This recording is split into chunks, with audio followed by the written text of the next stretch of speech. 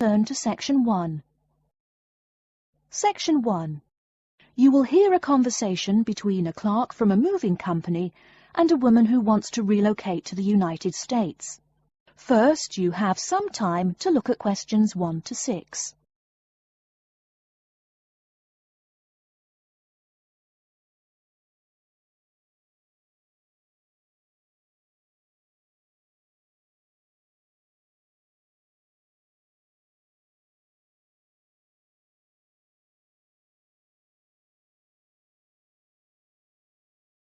You will see that there is an example which has been done for you.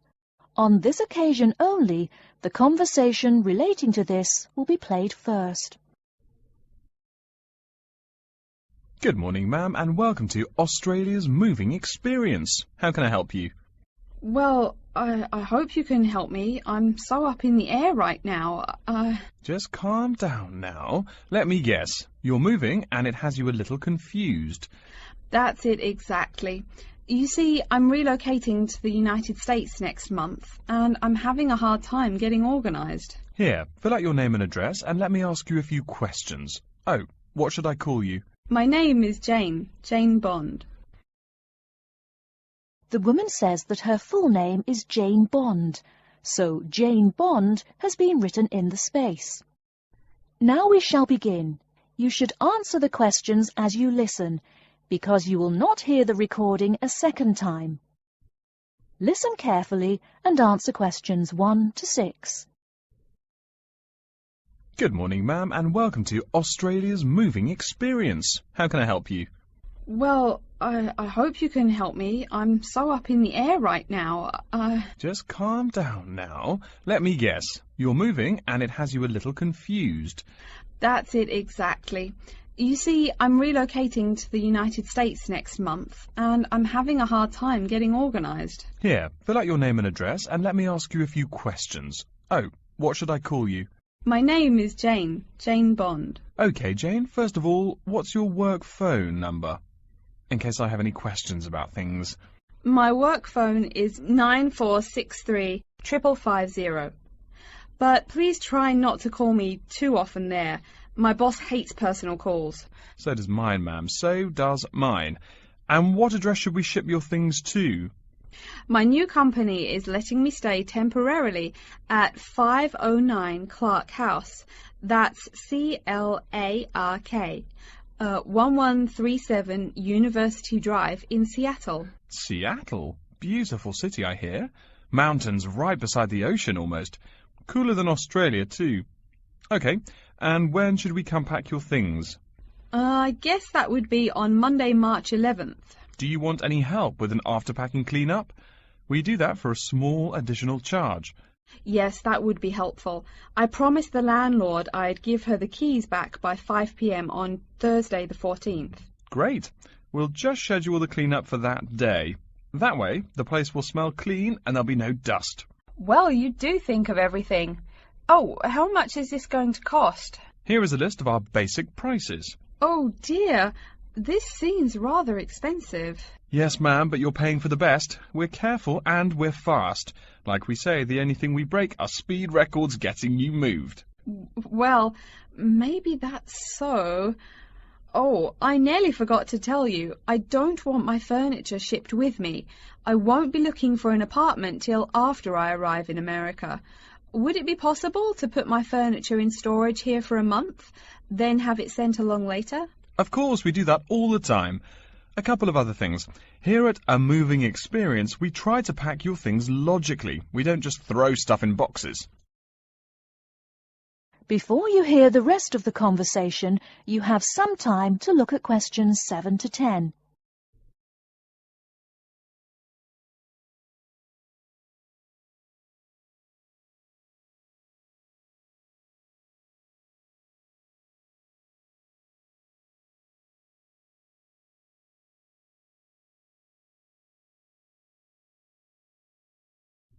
Now listen and answer questions 7 to 10. Do you have any special requests? You know, things you want packed in some special place, so you know where to find them. Like what?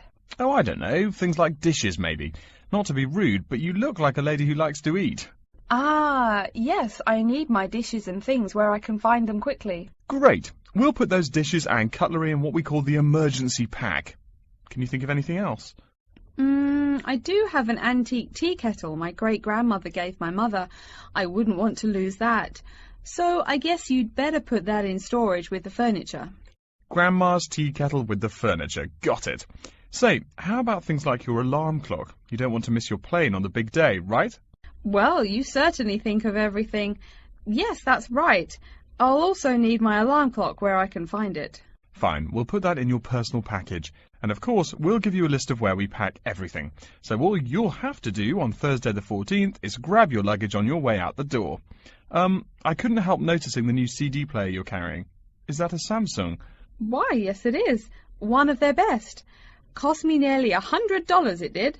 Do you want to take special care of it? I mean, it's brand new. Take care of it, but nothing special. You can just put it in storage with the furniture. That looks like everything we need here. I guess you're all set. That was certainly quick. Thank you, young man. This has been a most moving experience. That is the end of section 1.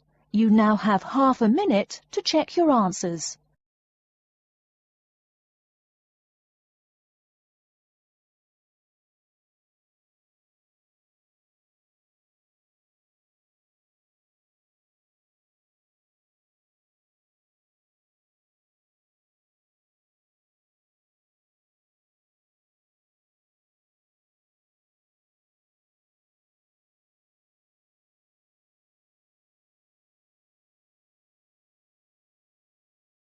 Now turn to section 2.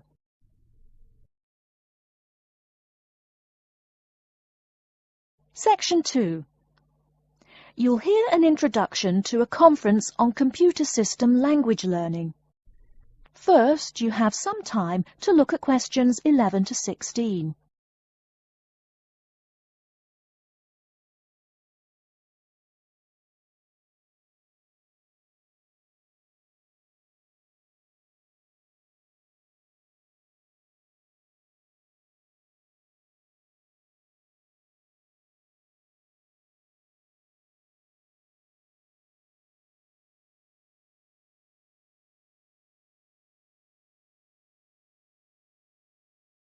Now, listen carefully and answer questions 11 to 16.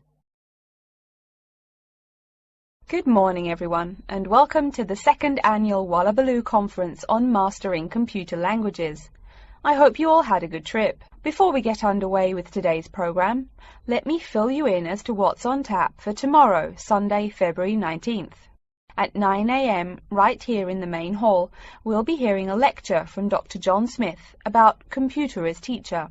Professor Smith from the University of Melbourne is a world-class expert in the field of computer-assisted education, and his talk promises to be both stimulating and informative. Immediately afterwards, at 10:30, there will be a presentation of papers by various delegates. That, however, will take place in the garden room on the ground floor. If you don't yet know, the garden room is also called the ballroom, and will be gathering at the west end, the slightly raised area called Level 2. Just look for the crowd. If you get lost, there are signs in the foyer. After all that thinking, talking and listening, I expect everyone will be a bit weary. So at 11:15, there will be a break for coffee, cookies and other light refreshments. These will be available at the aptly named refreshment stand, placed by the door back here in the main hall. Also, if you choose to skip the formal lunch, you can buy a packed lunch at the stand for a reasonable price. I strongly urge you, however, to join us at the formal lunch. That won't be till 1 o'clock sharp, so you have time to stroll about town a bit. We'll be eating at the Seaview restaurant. The restaurant is located right here in the hotel on the top floor. It's a good dozen flights of stairs, so I suggest you take the lift on the ground floor, eh? If you're not fond of fish, there's an all-you-can-eat barbecue available as well. They even offer wallaby meat. After lunch, we'll troop back downstairs to Level 2 in the ballroom for the presentation of further papers, which will begin at 2 p.m. Please try to be on time. I know you'll be a bit tired after lunch, but the ballroom echoes so with people coming in late. Thank you in advance. Once we've heard the papers, we'll break for afternoon tea at 3:10 p.m. No need to walk. The manager of the refreshment stand has graciously agreed to have tea served in the ballroom. He's even promised us some special scones, baked from a recipe of his dear old Scottish grandmother. Then, tea being drunk and scones munched, we'll retire here to the main hall for some closing remarks and questions. So, by 5 o'clock, we should have the conference wrapped up. But the fun isn't over. This is Australia, mates. We'll be flocking to the hotel's own Palm Lounge on the east side of the foyer for an informal reception. You can relax, mingle with the other delegates, and let your hair down a bit. This will run from 5:10 to 6:10, though you're free to stay as long as you like. The lounge manager has informed me that for the duration of the actual reception, you can have all-you-can-drink beer for $20 with purchase of an advance ticket. Before you hear the rest of the talk, you have some time to look at questions 17 to 20.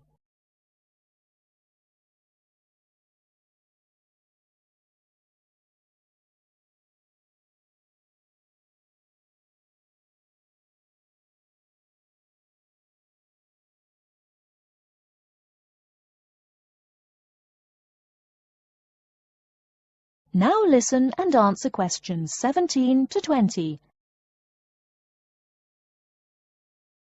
And yes, tickets can be purchased from any conference organizer or at the front desk any time between now and the start of the reception. I suggest you come by tomorrow evening to pick up the tickets, since the conference hall only holds 800 people. That way you can also get your journey planned ahead of time and be sure not to miss this truly memorable conference. If you want cocktails, however, I'm sorry, you'll have to pay for those at the regular price. Oh my goodness! Speaking of paying, I see I forgot to tell you a couple of things. The first is about lunch. The charge for the lunch will be $15 for all you delegates. If you have guests with you, the cost is $25 for the general public and $6.50 for children under the age of 10. That's $15 each, not total for everyone. Another item is about the lunch menu. I very much urge you to try the fish. I mean, look at the restaurant's name, the Sea View. As the name suggests, it is a famous seafood restaurant. The chef is a Basque from Spain, and he really gets quite put out when people ignore his fish specialities for burgers or barbecue. If fish isn't your thing, though, try the steak. He makes an exquisite filet mignon topped with blue cheese and mushrooms. Finally, if you'd like to buy a ticket, you can have both lunch and unlimited beer for $35. I should have mentioned that earlier, but I am a bit forgetful. Maybe I should avoid the beer after the conference, eh? Well, I've said my bit. Are there any questions? That is the end of section 2. You now have half a minute to check your answers.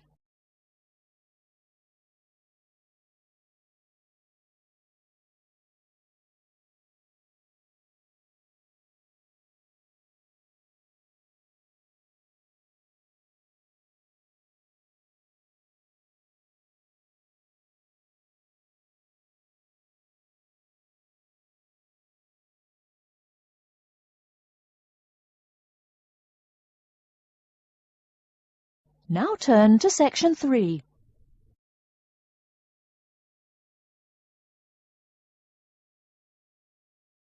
Section 3. You will hear a student called Tina asking Professor Van Diesen for advice on choosing courses. First, you have some time to look at questions 21 to 26.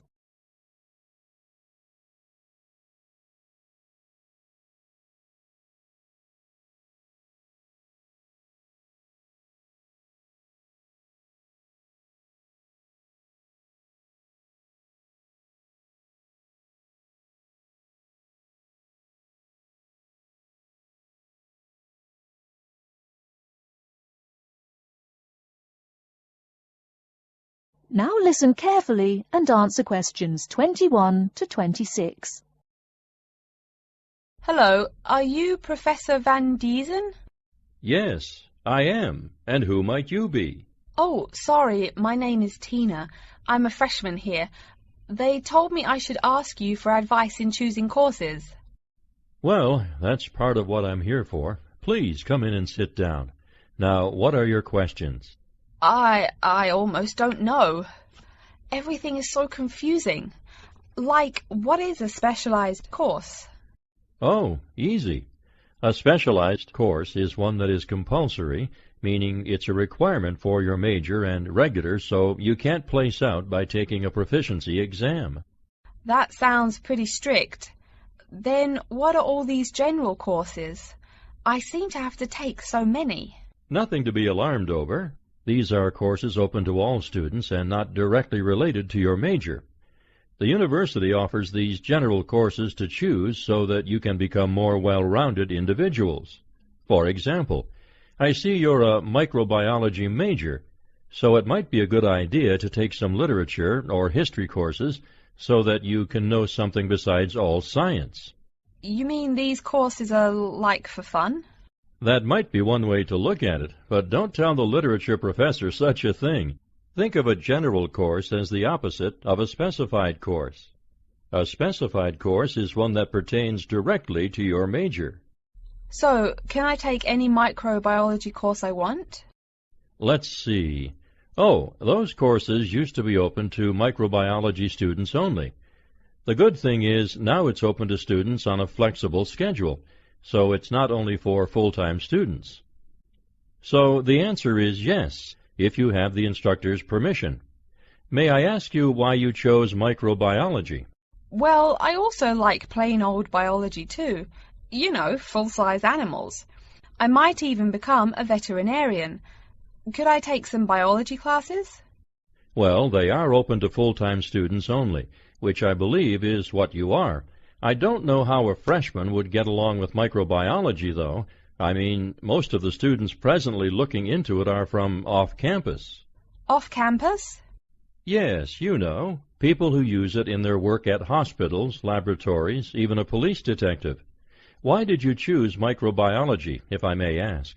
I don't think you quite answered that. Well, eventually I want to be a doctor. At least my dad tells me so. If I may say so, young lady, you seem a little uncertain.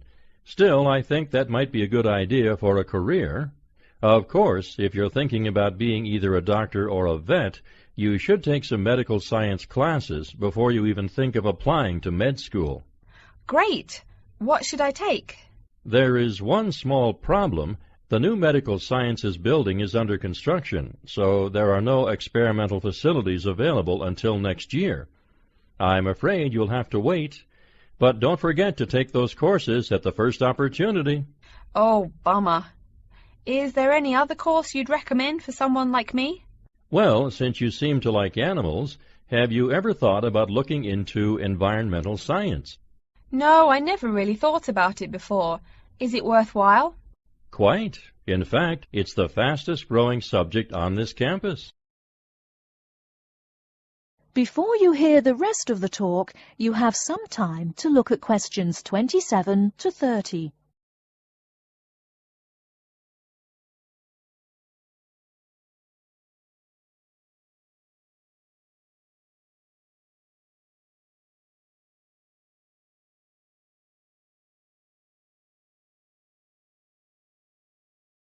Now listen and answer questions 27 to 30.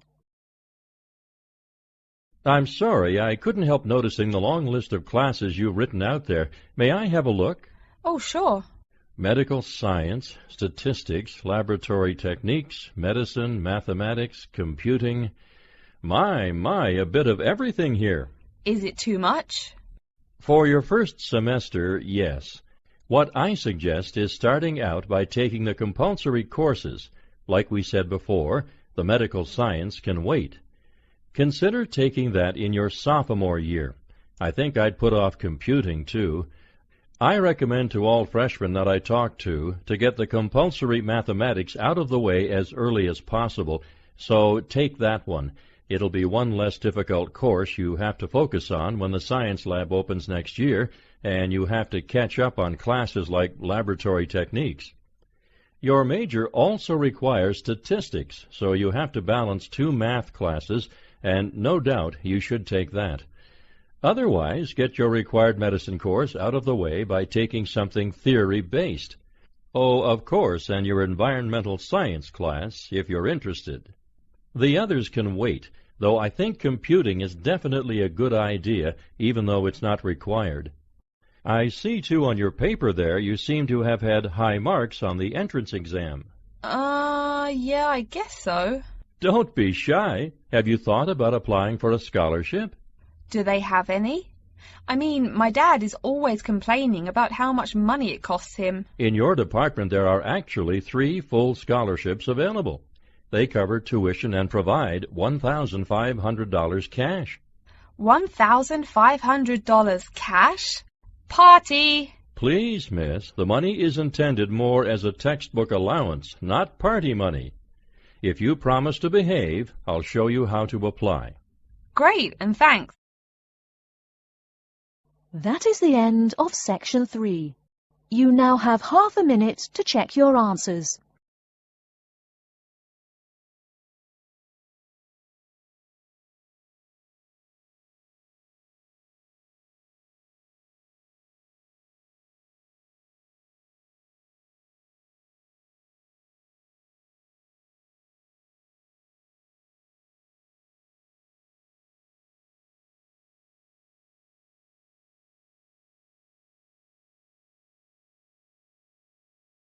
Now turn to section 4.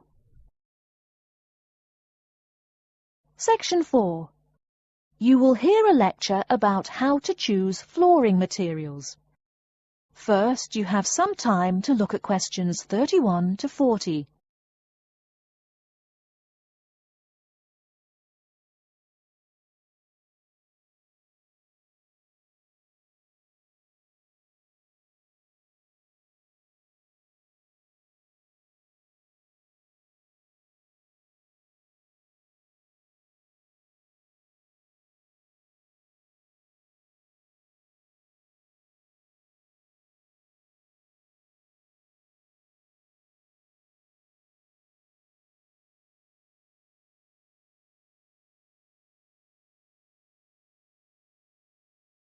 Now listen carefully and answer questions 31 to 40.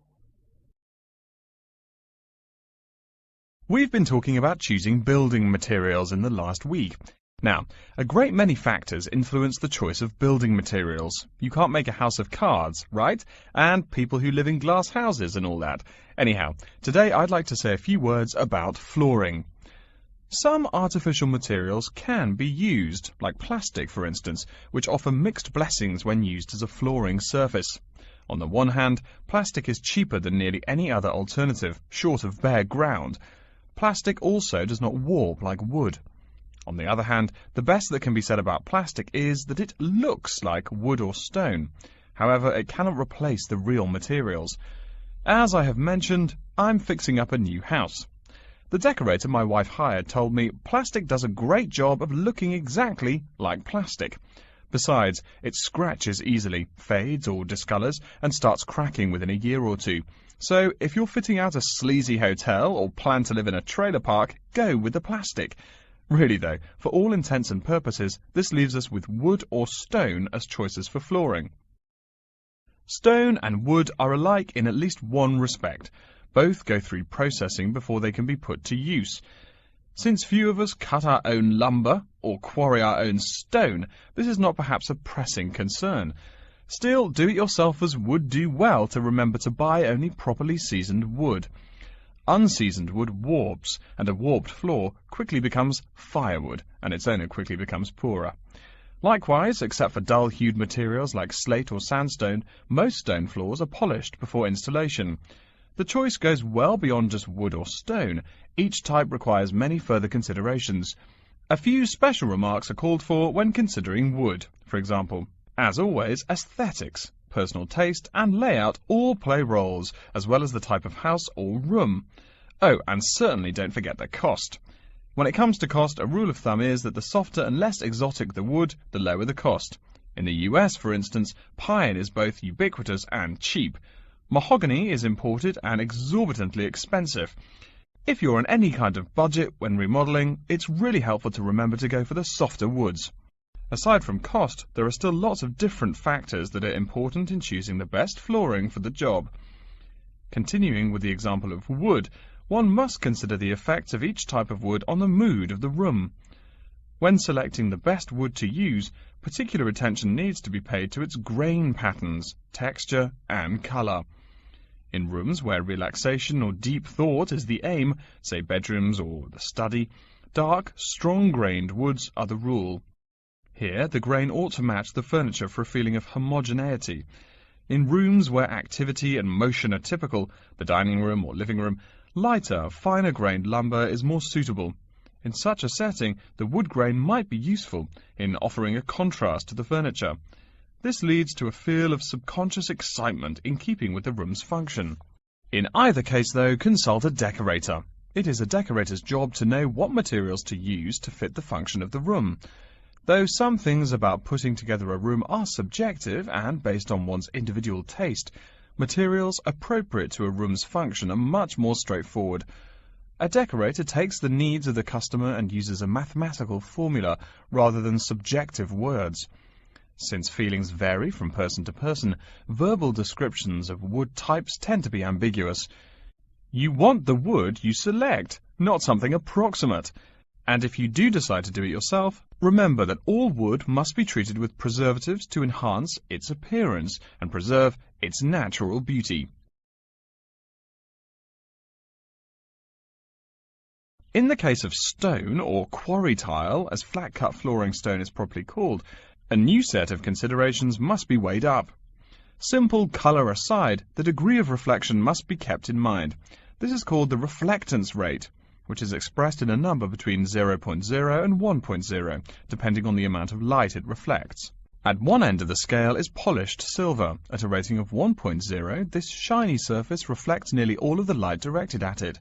Numbers closer to 0 describe materials that absorb more light.